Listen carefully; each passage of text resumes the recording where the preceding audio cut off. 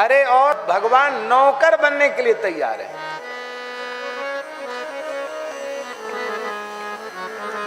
भक्त त्रिलोचन जी का चरित्र आता है। संत ज्ञानेश्वर के शिष्य थे भक्त त्रिलोचन जी, वैश्य थे, महाजन। वैश्यों में महाजन अटक वाले भी आते हैं, महाजन होते हैं ना। महाजन जैसे अलग अलग उपाधियां होते हैं, ऐसे महाजन भी होते हैं। वो महाजन थे, महाजनी का धंधा उनके यहां होता था। बड़े साधु सेवी थे, उनके कोई संतान नहीं थी।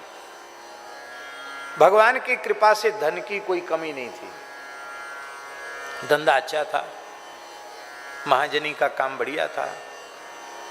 ठाकुर सेवा और संत सेवा में ही उनका समय बीतता था और भगवान की भक्ति थी, इसलिए उनके मन में अभाव का भी अनुभव नहीं था। ओ बेटा बेटी क्या करना, नहीं हुआ तो नहीं हुआ।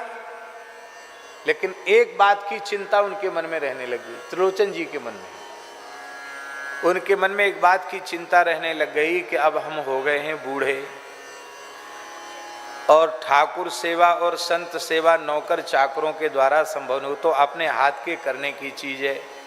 तो अब तक तो हम अपनी पत्नी के सहित साधु सेवा में खड़े रहते थे, अब हमारा शरीर ही बूढ़ा हो गया है। अब ये संत भगवान घर में आते तो हैं, पर वो स्वयं ही सब सेवा में लग जाते हैं, तो ये उनको सहन नहीं होता था।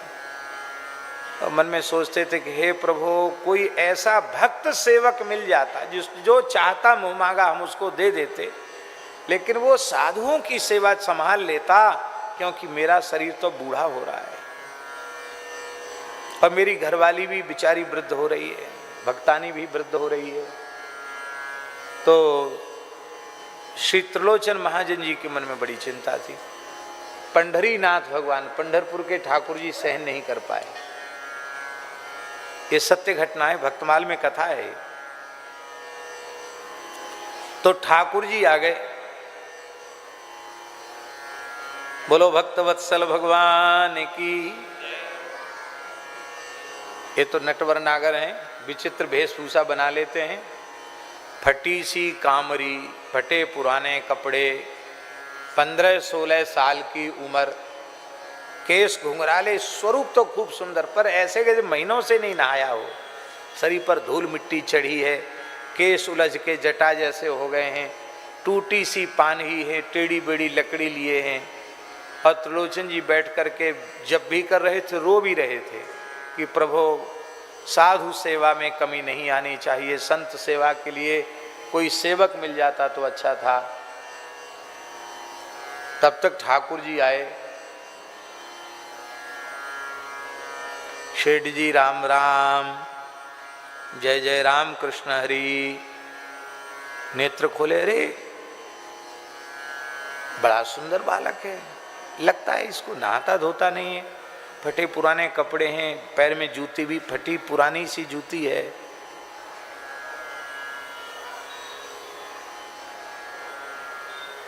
कहा बेटा तुम्हारा नाम क्या है? अरे बोले बाबूजी हमारा नाम सुन के क्या करोगे? नहीं नहीं, नाम तो जरूरी है बताना, क्या नाम है? तो ठाकुर जी ने नाम बताया, अंतर्यामी, हमारा नाम अंतर्यामी है। अरे वाह जी वाह, नाम तो बहुत बढ़िया है तुम्हारा अंतर्यामी, तो सबके अंतर की जानते हो गए। तो भगवान मुस्कुरा गए, कुछ बोले नहीं। पर अच्छा तुम कहाँ रहते हो? तो भगवान बोले कि अब हम कहाँ बता दें कि हम कहाँ रहते हैं, माने भगवान तो सब जगह रहते हैं, तो कैसे बतावें कहाँ रहते हैं? अग जग में प्रभु सब रहित विरागी, प्रेम ते प्रभु प्रगटई, जिमि आगी हरि व्यापक सर्वत्र समाना। भगवान बोले अब जहाँ हम हैं वहीं समझ लो हम हैं, बाकी हम क्या पता ठिकाना बताएं कि हम कहाँ रहते हैं। तो त्रिलोचन जी के मन में आया कि ये अनाथ बालक है, इसका घर द्वार बेचारे का नहीं है। बोले तुम्हारे माता पिता का परिचय? तो भगवान बोले हमारे मैया बाप होते तो हमारी ये हालत होती।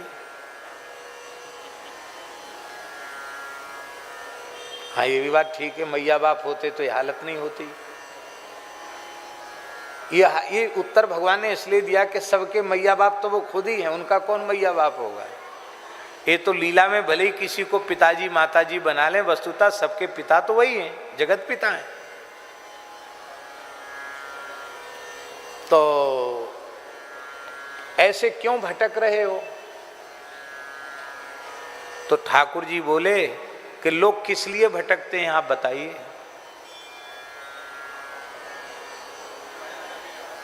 तो सेठ जी बोले, त्रिलोचन जी बोले धंधा पाने के लिए लोग घूमते हैं, तो बस इसलिए हम धंधा मिल जाए, 2 पैसा का कहीं कुछ रोजी रोटी मिल जाए, धंधा मिल जाए, इसलिए हम घूम रहे हैं।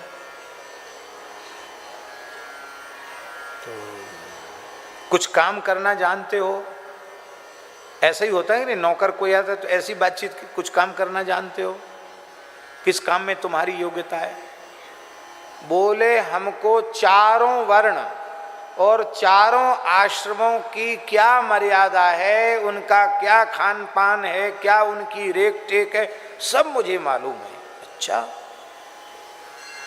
तो त्रिलोचन जी बड़े हंसे कि तुम्हारी उम्र तो 16-17 साल से ज्यादा समझ में नहीं आ रही है, इतना अनुभव तुमको कैसे हो गया? बोले आप विश्वास करो न करो, हम सब जानते हैं। तो साधु सेवा करना आता है? तो ठाकुर जी बोले साधु सेवा करते करते मेरा जन्म बीत गया। तो त्रिलोचन जी बड़े हंसे, बोले ये लड़का कुछ करे न करे, बोलता बहुत मीठा है, इसको रख लो अपने पास। हैं बताओ, तेरी उम्र तो देखने में लगता 16-17 साल की, भी रेख भी नहीं आई, मूछ भी नहीं आई, अब कहता जन्म बीत गया। उम्र ही कितनी हुई जो जन्म बीत गया? तो जब इतने योग्य हो फिर तुम्हें नौकरी कहीं क्यों नहीं मिली? कुछ न कुछ खोट तुम्हारे में जरूर है, जो इतने योग्य होने पर तुमको नौकरी नहीं मिली। बोले हाँ एक खोट है हमारे में, हम काम से पीछे हटते नहीं हैं, सब काम करते हैं हम, पर हमारे बारे में कोई शिकायत करने लग जाए तो वहां रहते नहीं हैं। क्या शिकायत? बोले हम बहुत खाते हैं, पेटू हैं, खाते ज्यादा हैं हम।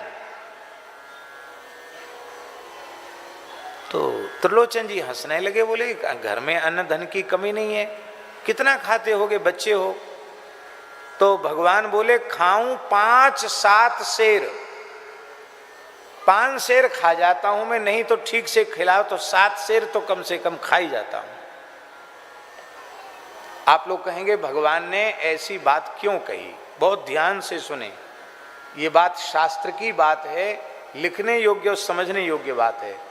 घर में यदि आपने ठाकुर जी की प्राण प्रतिष्ठा की है तो प्राण प्रतिष्ठित विग्रह को 5 शेर से कम भोग नहीं लगाना चाहिए, कम से कम 5 शेर या 7 शेर भोग सामग्री सामने पधरानी चाहिए, अन्यथा भगवान का विग्रह पधराने में दोष लगता है। ये नहीं कि अब तो हमारे घर में 2 ही आदमी खाने वाले हैं, अब 2 रोटी वो खाते, 2 रोटी हम खाते हैं, 4 रोटी बना के भगवान को भोग लगा दो। तो भगवान ने कहा हम 5-7 शेर खाते हैं, मंदिरों में ये भोग लगाने की शास्त्रीय परंपरा है। तो भगवान बोले हम 5-7 शेर खाते हैं। तो त्रिलोचन जी बोले ऐसा है, 5 और 7 कितने होते हैं? कितने होते हैं? बोले आप 10 शेर 12 शेर खाओ, हमारी तरफ से कोई कमी नहीं, 20 शेर खाओ भले ही, पर साधु सेवा में कमी नहीं आनी चाहिए। भगवान ने सोचा बड़ा उदार भगत है, कंजूस तो बिल्कुल नहीं है, तो थोड़ा प्रश्न पत्र और कठोर कर दिया ठाकुर जी ने। ठाकुर जी बोले देखो ऐसा है, हम तो सबकी सेवा करेंगे, ठाकुर जी की भी आपके घर में सेवा करेंगे, संतों की भी सेवा करेंगे, आपकी भी सेवा करेंगे, लेकिन हमको रोटी बना के माता जी को खिलाना पड़ेगा। जो आपकी गृहिणी है ना भक्तानी, उनको हमारे लिए बनाकर खिलाना पड़ेगा। तो त्रिलोचन जी की गृहिणी तो बेचारी अब तक बनाती ही थी साधुओं के लिए रसोई। तो त्रिलोचन जी ने अपनी गृहिणी से कहा, ध्यान से सुने, त्रिलोचन जी ने अपनी गृहिणी से कहा कि सेवक तो एक मिल गया है, लेकिन इसने विचित्र शर्त रख दी है, ये सबको बना के खिलाएगा पर इसको तुम बना के खिलाओगी। माता जी बड़ी सरल थी, त्रिलोचन जी की पत्नी बहुत भक्त थी। अरे बोले कोई बात नहीं, लोग कहते तुम्हारे बेटा नहीं बेटा नहीं, इससे अच्छा बेटा कहाँ मिलेगा, इसी को बेटा मानकर खूब बना बना के खिलाऊंगी। त्रिलोचन जी बोले ये इसने पहले कह दिया खाऊं 5-7 शेर, 5-7 शेर खाता हूं। तो पत्नी थोड़ी सकुचाई तो सही, लेकिन फिर उनको नहीं नहीं कोई बात नहीं, इससे ज्यादा तो मैं रोज ही बनाती हूं, बना के खिला दूंगी, क्या है। भगवान ने कहा जिस दिन ये बात कह दोगी कि ये बड़ा पेटू है, बहुत खाता है, हम भाग जाएंगे। बोले हम क्यों कहेंगे ये बात। अब ठाकुर जी ने त्रिलोचन जी के यहाँ, महाराष्ट्र की घटना है, त्रिलोचन जी के यहाँ ठाकुर जी ने 13 महीना सेवा की नौकर बन के। कितने महीना? सब तरह की सेवा, चौका बर्तन से लेके झाड़ू बुहारू से लेकर सब सेवा। कहां तक कहें त्रिलोचन जी की भी मालिश कर देते, उनका भी कपड़ा धो देते, उनको बढ़िया चकाचक रखते। और भगवान के लिए क्या कठिन है। भगवान के आने से रिद्धि सिद्धि भी बहुत बढ़ गई, साधु भी बहुत आने लगे, उत्सव महोत्सव बहुत होने लगे। और जो साधु जिस प्रकार की वस्तु पाना चाहता है, भगवान के लिए क्या कठिन, वही बना के प्रस्तुत। अब प्रत्येक साधु को यही अनुभव होता है कि अंतर्यामी तो हमारी ही सेवा में दिन रात रहता है। जय जयकार होने लगी। बोले भाई सेठ जी के यहाँ तो आनंद हो गया, लगता अष्ट सिद्धि नवनिधि नहीं के घर में रहती है। ओ कथा कीर्तन उत्सव महोत्सव होता रहता है, बहुत आनंद है। अब तो सेठ जी की झुर्रियां भी पता नहीं कहाँ चली गई, अब तो चमक आ गई है, माला लेके अपने प्रेम से भजन करते हैं। त्रिलोचन जी तो अब क्या कहना, बहुत बढ़िया। अरे महाराज 1000 लाख बेटा मिलाकर भी ऐसा बेटा नहीं हो सकता जैसा नौकर मिला है इनको। अब भगवान बोले हम और कुछ नहीं चाहिए, हमको कपड़ा दे दो, भोजन दे दो। अब बढ़िया सुंदर उबटन लगा के स्नान कराया, सुंदर कपड़े पहना दिए। ठाकुर जी तो ठाकुर जी सुंदर लगने लगे। 13 महीना सेवा करते करते बीत गया। एक दिन त्रिलोचन जी की गृहिणी पड़ोस में गई तो माताओं में चर्चा होती ही है। उन्होंने कहा अरे बहन आपके यहाँ तो अंतर्यामी क्या आया है, भगवान ही आ गए महाराज, ऐसी रिद्धि सिद्धि घर में हो गई है, सब और नगर में सेठ जी की जय जयकार हो रही है। सेठ जी की तो रंगत ही बदल गई है, पर तुम तो जैसे पहले लट्टी दूबरी थी ऐसी ही है वो, तुम्हारे कोई फर्क नहीं है। तो उन्होंने कहा अब उनको करने ही क्या पड़ता, कुछ नहीं करना पड़ता, खाली माला फेरते हैं, भजन करते हैं, थोड़ा बहुत कोई धंधे पानी की बात है वो देख लेते हैं, अब उनको कोई काम नहीं है। पर आपको भी तो काम नहीं होगा, अंतर्यामी सब कर लेता होगा। अब वो बेचारी उनसे मुंह से निकल गया कि नहीं यही तो बात है, अंतर्यामी सब करता पर अंतर्यामी की सेवा हमको करनी पड़ती है। अच्छा क्या सेवा? हाथ पांव दबाना, कपड़ा धोना, वो ये कुछ नहीं, उसको भोजन कराना पड़ता है बना के। अरे बहन क्या खाता होगा, 16-17 साल का ही तो लड़का है, 2-4 रोटी खाता होगा। अरे कुछ मत पूछो,